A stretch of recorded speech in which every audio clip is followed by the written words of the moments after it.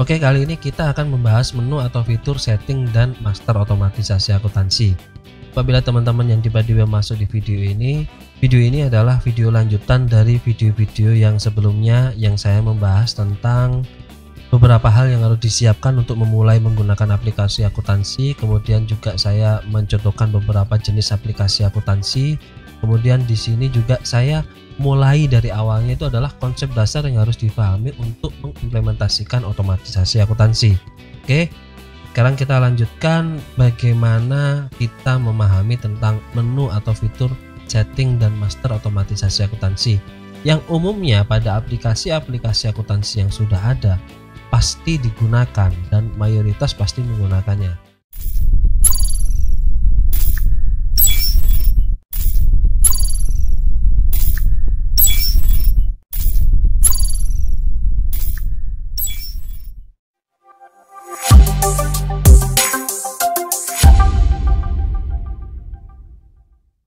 Oke, yang pertama adalah setting akun atau chart of account utama, gitu ya.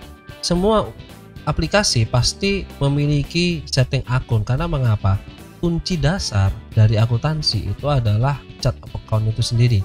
Karena setiap transaksi, semua transaksi yang dilakukan pasti kuncinya menggunakan chart of account. Chart of account itu ada penggolongannya. Nanti bagi teman-teman yang memang belum paham atau memahami kode akun, nanti bisa dipahami chart of account itu contohnya seperti apa gitu ya. Nah, chart of account itu contohnya adalah kode akun 1 itu artinya adalah aktiva, kode akun 2 yang depannya diawali dengan 2 itu adalah liability atau mungkin kewajiban dan lain sebagainya. Nah, itu adalah setting akun atau chart of account. Kemudian juga ada setting periode akuntansi. Di video sebelumnya saya juga menjelaskan bagaimana pentingnya periode akuntansi karena setiap usaha pasti memiliki periode akuntansi sendiri-sendiri dan umumnya itu adalah bulanan, dan kemudian juga ada yang perusahaan melakukan pelaporan secara tahunan. Nah, karena ada yang namanya setting periode akuntansi di aplikasi, biasanya ada beberapa hal yang menyebutkannya berbeda, tapi di sini saya menggunakan istilah adalah closing. Closing di sini yang saya maksud adalah tutup periode atau closing periode akuntansi. Artinya apa? Ini untuk teman-teman yang paham akuntansi pastinya sudah tidak bingung lagi karena setiap akan memasuki periode berikutnya, contoh dari periode Februari masuk ke periode Maret, maka pencatatan akuntansi harus ditutup buku atau closing period. Karena kenapa? Dengan begitu nanti akan bisa membuat pelaporan keuangan, baik itu posisi keuangan, laba rugi, perubahan modal dan lain sebagainya. Nah, di aplikasi umumnya disebut adalah tutup periode atau mungkin di sini saya menggunakan closing period, dan juga ada restore period. Artinya apa? Saat kita sudah closing periode dari Februari ke Maret, di aplikasi masih diberikan kesempatan untuk melakukan restore periode. Karena mengapa? Dengan melakukan restore periode mungkin perusahaan membutuhkan data-data yang memang harus dibenahi di periode sebelumnya. Nah, di sini makanya kenapa di awal video ini yang membahas tentang konsep dasar otomatisasi akuntansi saya sampaikan bahwa sangat penting sekali sebelum kita melakukan implementasi otomatisasi akuntansi harus memiliki prosedur akuntansi yang memang jelas. Mungkin belum tentu bagus atau mungkin baik gitu ya, tetapi harus jelas. Karena sistem akuntansi itu sudah baku dan itu secara internasional sudah sama, makanya prosedurnya juga harus kita sesuaikan dengan ketentuan-ketentuan yang sudah berlaku.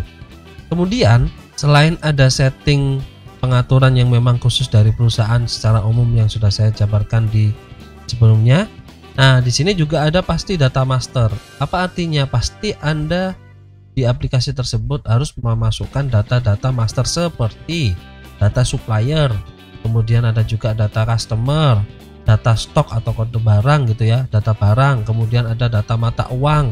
Kenapa kok harus memasukkan mata uang? Ada aplikasi yang menyediakan sistem di mana aplikasi akuntansinya itu adalah multi currency. Apa artinya multi currency? Jadi aplikasi tersebut sudah mengcover satu sistem yaitu multi currency di mana transaksi bisa menggunakan mata uang apapun.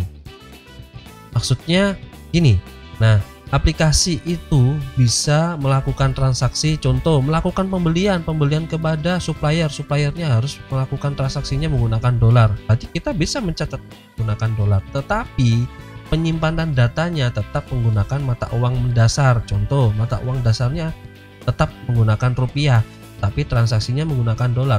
Saat disimpan dikonversi menjadi rupiah, tentunya dengan harga dolar yang terjadi pada saat transaksi terjadi. Nah, hal-hal yang seperti itu ada di perusahaan.